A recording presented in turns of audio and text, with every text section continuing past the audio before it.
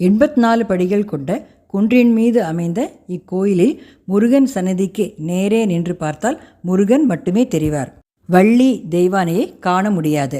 சன்னதிக்கு இடப்புறம் அல்லது வலப்புறம் நின்று பார்த்தால் முருகனை வள்ளி அல்லது தெய்வானை ஆகிய இருவரில் ஒருவருடன் சேர்ந்திருக்கும்படிதான் தரிசிக்க முடியும் வகையில் சந்நிதி அமைக்கப்பட்டிருக்கிறது.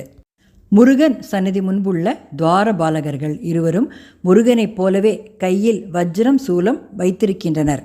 சுப்பிரமணியருக்கு அபிஷேகம் செய்த விபூதியையே பிரசாதமாக தருகின்றனர்.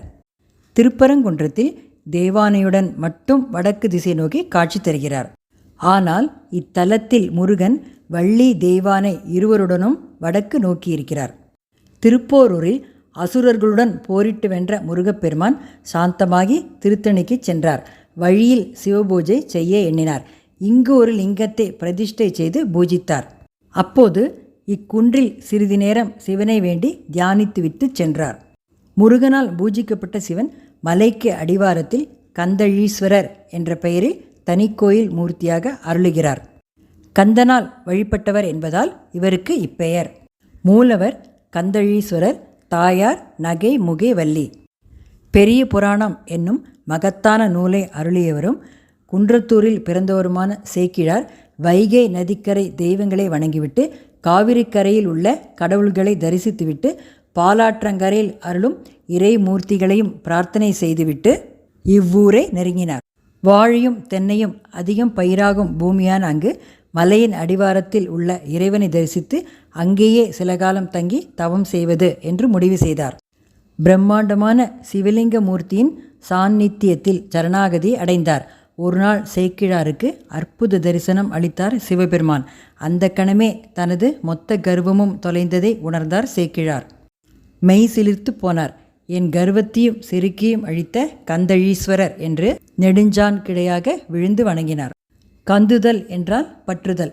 தன்னை பற்றி கொண்டிருந்த ஆணவ பற்றை அழித்த ஈஸ்வரர் என்றும், இவ்வுலகில் வெளியுலக பற்றுதல் அழித்தால் இறைவனை நெருங்கலாம் என்ற அர்த்தத்தில் கந்து அழி ஈஸ்வரர், கந்தழீஸ்வரர் என்று இறைவனுக்கு திருநாமம் சூட்டி மகிழ்ந்தார். நாகதோஷ நிவர்த்தி, ராகு பெயர்ச்சியால் தோஷம் உள்ளவர்கள் இங்கு வேண்டிக் கொள்கிறார்கள். கோயிலின் பிரகாரத்தில் சேக்கிழாருக்கு தனி சந்நிதி இருக்கிறது. கும்பகோணம் அருகில் உள்ள ராகு தலமான திருநாகேஸ்வரம் நாகேஸ்வரர் மீது மிகுந்த பற்று கொண்டு தினமும் அவரை வழிபட எண்ணி தான் பிறந்த ஊரிலே நாகேஸ்வரருக்கு கோவில் கட்டி வழிபடலானார். இங்குள்ள அம்மனை வழிபட்டால் நமது வேண்டுதல்கள் அனைத்தும் நிறைவேறும் என்பது நம்பிக்கை. ஆத்திரும் கழல் பணிந்துன் அடியே உன் அபயம் புகுவதென்று நிலை காண இதயம் தனில் இருந்து கிருபையாகி, இதயம் தனில் இருந்து கிருபையாகி இடர் சங்கைகள் கலங்க அருள்வாயே. எதிரங்கொருவர் இன்றி நடமாடும் இறைவன் தனது பங்கில் உமை பாலா பதியங்கிலும் இருந்து விளையாடி, பதியங்கிலும் இருந்து விளையாடி பல குன்றிலும் அமர்ந்த பெருமாளே. இதயம் தன்னில் இருந்து கிருபையாகி இடர் சங்கைகள் கலங்க அருள்வாயே.